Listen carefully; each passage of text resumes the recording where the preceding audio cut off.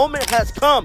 Dillon Gabriel has broken his silence about his first NFL start. Yeah, I think there's always something to build on.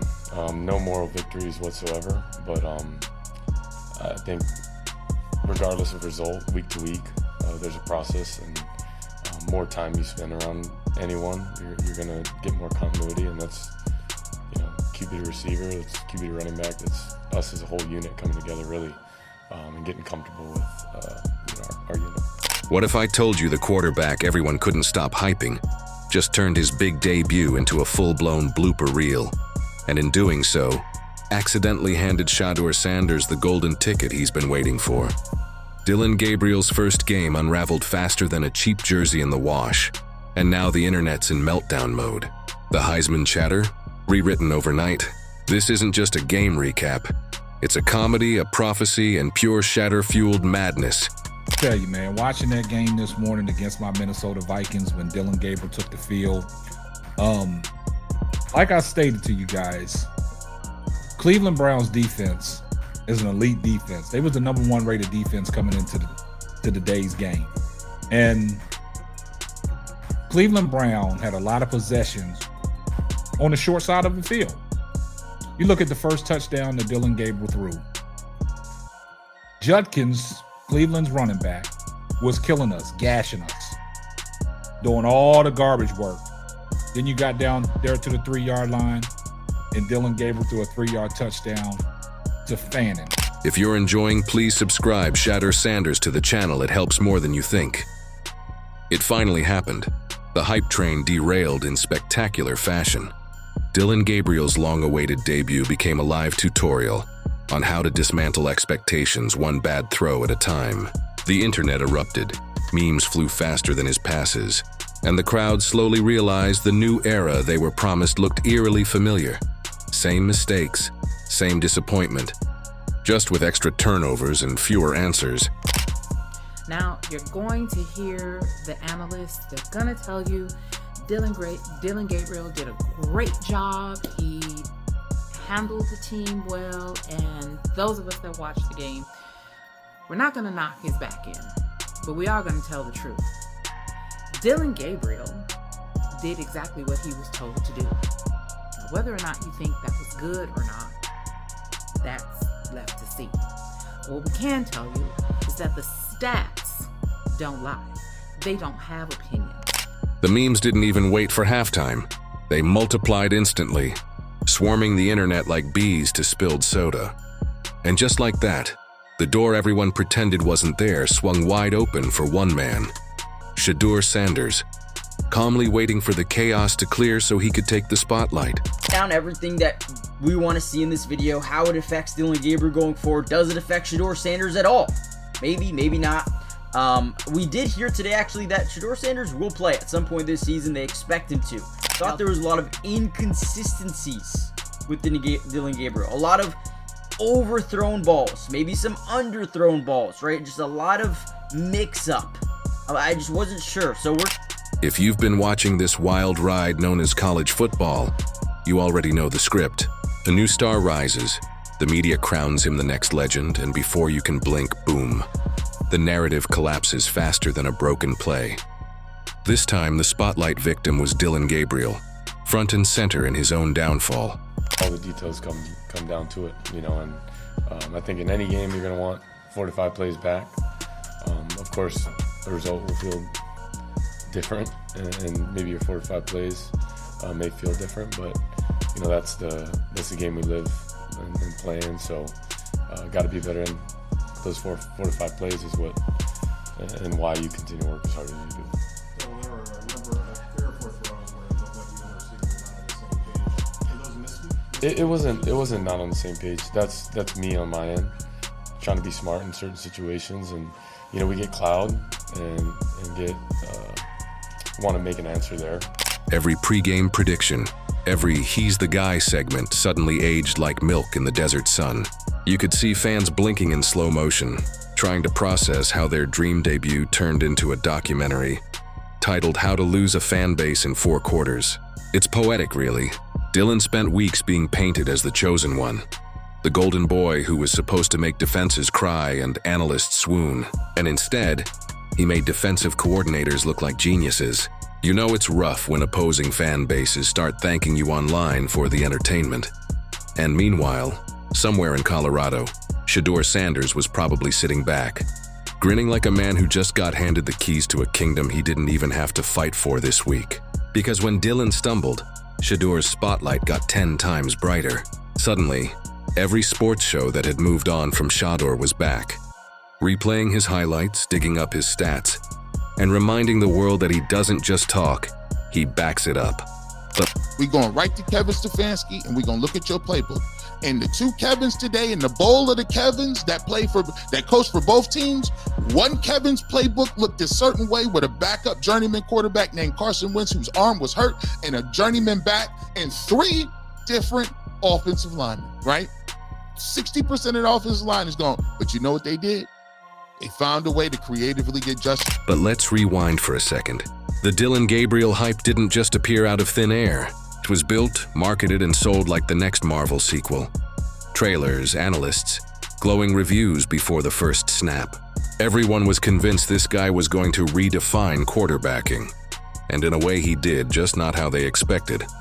He redefined how fast public opinion can nosedive. The man turned his debut into a masterclass in underperformance. Even the commentators started running out of polite ways to describe what was happening. The game plan looked like it was drawn on a napkin during a lunch break, and as each drive fizzled out, the crowd went from hopeful to horrified. You could see it in their faces, the 5 stages of football grief, all happening in one quarter. Meanwhile, social media was going nuclear. Clips of bad throws became GIFs before the ball even hit the ground. The internet doesn't wait, and Dillon gave them everything they needed. His name trended for all the wrong reasons, while Shedeur's name rose like a phoenix out of the algorithm ashes. Dillon Gabriel was 19 for 33 in terms of completions. He had 2 touchdowns, an interception. He did get sacked, and he did throw the ball away quite a bit. But he also does a lot of what I call this tippy paws kind of football. He doesn't do a lot of long throwing because he can't. He's short. He can't see over the line. And his accuracy in throwing long range, it's not there. And that's when the whispers began. Does this mean it's finally going to be Shedeur's turn? Because let's be honest, Shedeur's been waiting for that door to open again. Every time another quarterback gets crowned the next big thing, Shedeur sits quietly, polishing his stats, waiting. And when the spotlight shifts back his way, it's not luck, it's timing. Dillon's failure didn't just create a gap, it created a vacuum, and Shedeur's presence rushed in to fill it. It's funny how fast narratives flip. Last week, people were debating if Shedeur could keep up with the new wave. This week, the new wave looks like it hit a rock and sank. And Shedeur's sitting there, calm, confident, maybe even amused. Because while others are tripping over their own expectations, he's been consistent, efficient, calculated. The kind of calm that only comes from knowing you don't need hype to prove your worth. The thing about Shedeur is that his confidence isn't decoration, it's data. He's been tested. He's been doubted. He's faced critics who expected him to crack, and instead, he's delivered every single time. That's the difference. Dillon Gabriel had a marketing campaign. Shedeur Sanders has a resume, and you can— told you so. I told you so. And the Minnesota Vikings was shooting, and they was gunning to beat Dillon Gabriel. So as you can see, Dillon Gabriel lost to the Minnesota Vikings. And what I can tell you, man, you can give this nigga all the balls. Yes, you gave him all the turnovers, and he can't win. I tell you this, Joe Flacco would have won that game. Yes, he would have won that game with that many turnovers. They should have took Dillon out and then Flacco get back in. And well, Flacco just had too many turnovers. Yes, but at that time against that team. But yes, this one where the Cleveland Browns was up on turnovers, making Minnesota turn the ball over, and Dillon Gabriel come in and he can't drive down the field. And you can feel the tide turning. The same people who were ready to crown Dillon are now switching sides faster than a fair weather fan in the fourth quarter. Suddenly everyone remembers that Shedeur's numbers are elite, that his pocket awareness is surgical, that his poise under pressure looks like it's straight out of a video game. And as they replay Dillon's lowlights, they can't help but imagine what Shedeur would have done in the same situation. Spoiler alert, it wouldn't involve throwing the ball directly to the other team. By halftime, the narrative wasn't about Dillon anymore. It was about the guy who wasn't even on the field. That's when you know it's over. And oh, the irony. All offseason, people were debating whether Shedeur was ready for the big stage. Meanwhile, Dillon gets the spotlight and melts faster than ice in July. It's almost karmic. Like the football gods decided to send a reminder that hype isn't skill, and swag without execution is just noise. The funniest part? The excuses started rolling in immediately.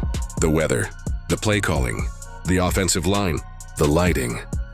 And if you look at the way Dillon Gabriel played and the way that offense was constructed from Kevin Stefanski, Dillon Gabriel played like a robot. It was a lot of dip and dunks. It was a lot of rollouts and just throw the ball to the running back coming out of the backfield. It was a lot of opposite directions, just getting the ball out quick, dipping and dunk. But if you're really watching the game and you're watching Dillon Gabriel throw the ball down the field, he just doesn't have it. Anything that's past 15 yards, Dillon Gabriel don't have it. It's a lot of times that he was just throwing the ball and he had no control. At one point, someone probably blamed Mercury being in retrograde. Anything to avoid the obvious truth, that Dillon Gabriel didn't just fail, he flopped spectacularly. It was like watching a magic trick go wrong. Except the magician keeps insisting it's part of the act, and you could almost see the realization hit him mid-game, that this wasn't going according to script. Every throw became a little more hesitant, every glance to the sideline a little more desperate. The composure cracked, the rhythm vanished, and the aura of confidence evaporated into the stadium lights. That's when the cameras caught the look every athlete dreads, the "how did this happen" face. The kind of energy that turns disasters into highlight reels. And now, with Dillon's stock dropping faster than crypto in 2022, the opportunity is wide open. The pathway isn't just clear, it's practically paved with red carpet.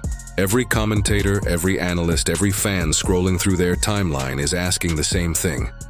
Is it Shedeur's time now? Oh my God. 25 seconds left. Look at the win probability. Look at the win probability.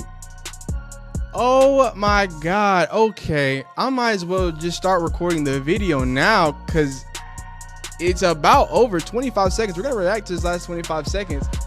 Dillon Gabriel played, and I want to get this out. I want to give Dillon Gabriel a C plus B minus. C plus B minus, right? Now, I will say, luckily, because I know there's going to be a halftime clip in here where I talk about how the average, he did average more air yards, right? He did average more air yards.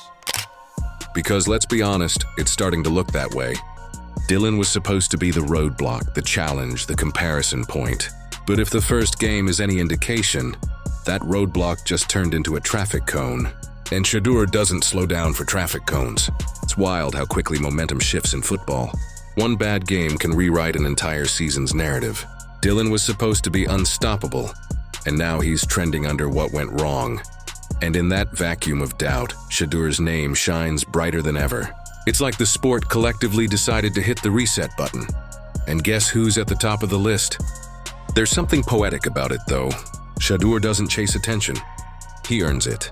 Every time the noise dies down, he lets his game do the talking. He doesn't need to go viral for bad plays. His highlights speak for themselves.